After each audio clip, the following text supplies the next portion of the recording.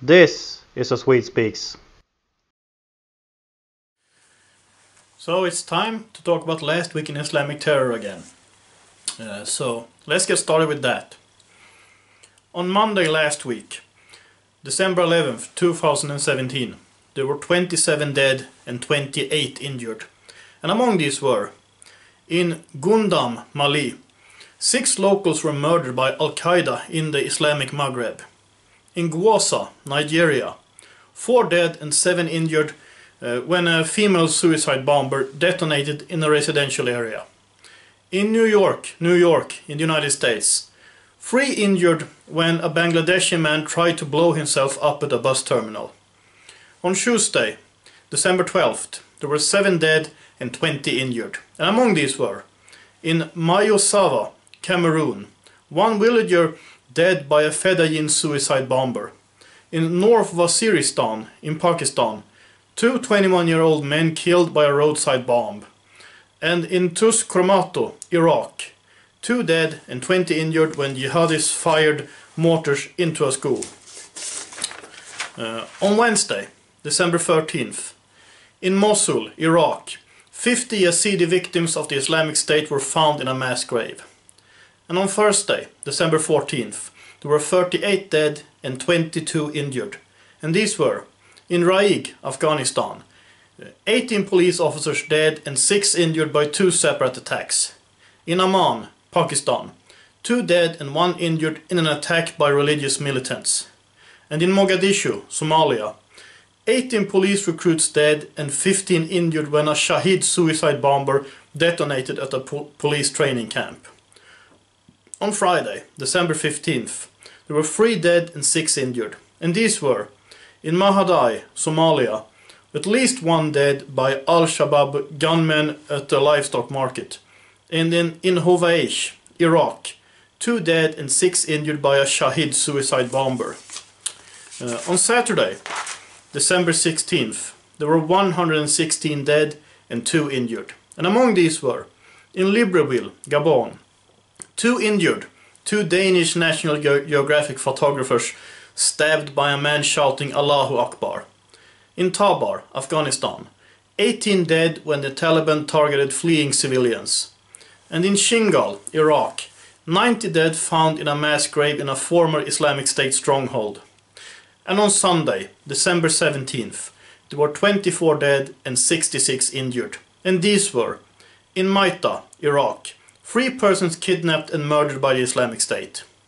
In Lashkar Gah, Afghanistan, 11 police officers dead and 5 injured during a Taliban attack.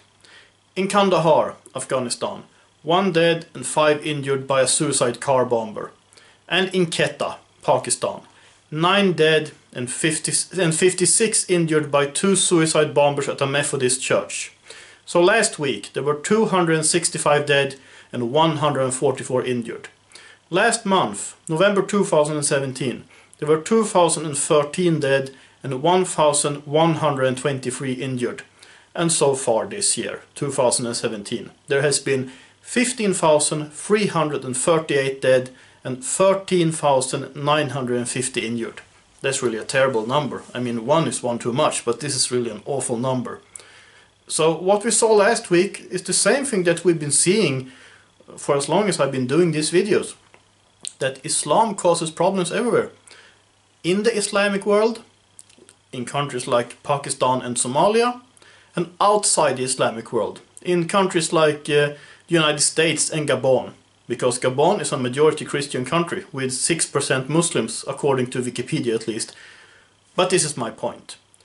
This has to be addressed. First of all, we need the facts. That's why I'm doing these updates every week, or at least I try to. We need the facts, and then we need to draw the right conclusion of these facts. And my conclusion is that we should keep Islam out of non-Islamic countries. And Islamic countries, as we can see, these countries are really not nice places.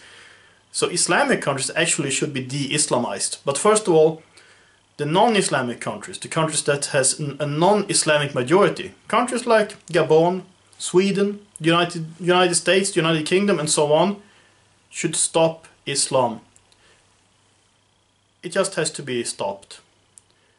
Islam will not make any society better, and that is what last week showed, and the week before that, and the week before that.